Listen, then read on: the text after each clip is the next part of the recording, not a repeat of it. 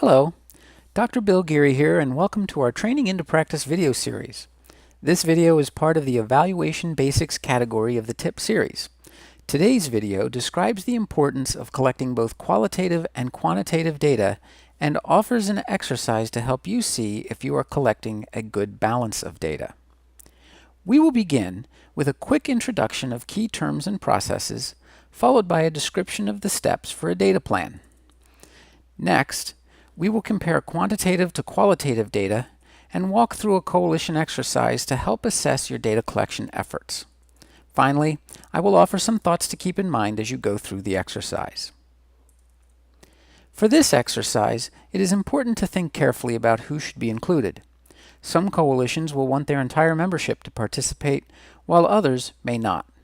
Of course, each of these approaches has their challenges and benefits, so it is important for the coalition to find agreement on the appropriate level of participation. Now let's get started. The benefits of today's conversation about qualitative and quantitative data include helping to create a balanced data collection plan. A balanced data collection plan helps ensure your ability to collect information that accurately describes behaviors. Because each type of source of data has strengths and weaknesses, a well-balanced data plan allows for a more comprehensive understanding of the behaviors you are interested in. To better understand the difference between these data types, it is important to understand how each is managed by looking at 4 elements of data collection. These include asking what we want to know. For example, you may want to know how many youth have used alcohol in the past 30 days. Identifying the information we need to answer that question. For example, we may say we are going to give youth a school-based survey and then conduct small focus groups. Understanding how we are going to interpret and analyze the information comes next. For example, if we conduct a school survey, we might want to know if self-reported rates are going up or down. And finally, reporting refers to how the information will be given after collection and analysis. Now let's talk about how each of the steps differs depending on the type of information being collected. Let's start with numerical or quantitative data. Quantitative data typically involves broad questions like how many, when, and what kind. An example might be how many youth are using alcohol, when are they using alcohol, and what kind of alcohol are they using. School-based surveys or perhaps archival data sets are often used to address these questions. These data sources can be used as measures of community norms and patterns for behaviors or conditions. When we get this information, we will have to interpret it. Quantitative data is typically given to a coalition after it is processed and summarized and normally tells a community about the rates and distributions of behaviors. This descriptive data can be broken down into categories such as the number of 9th graders who report using alcohol.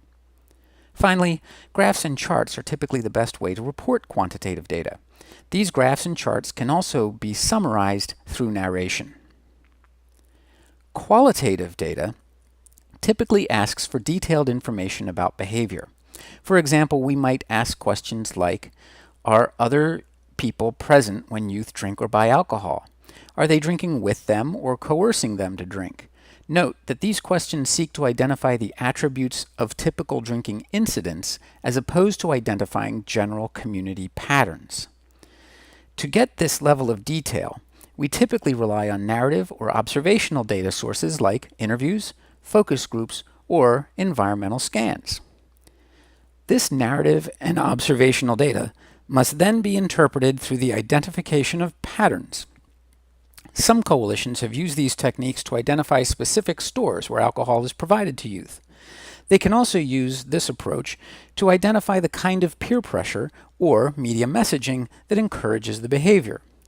We typically report this information by describing the behavioral themes and contexts for the topic. This might include exact quotes that can be used to exemplify common ideas. For example, some coalitions have youth make a personal appearance and express these ideas in their own words to an audience. Qualitative and quantitative data typically answer the same questions using different kinds of information, requiring different kinds of interpretation and are then reported in different ways. Taken together, these types of data paint a complete, robust picture. a picture that only one type of data cannot adequately address on its own. Is your coalition able to tell the whole story? You can use this checklist to assess your ability to report a complete picture of the behaviors that concern you. You begin by simply listing the data that you are currently collecting. You then identify each source as either quantitative or qualitative. If you aren't sure, simply mark the last column for later discussion.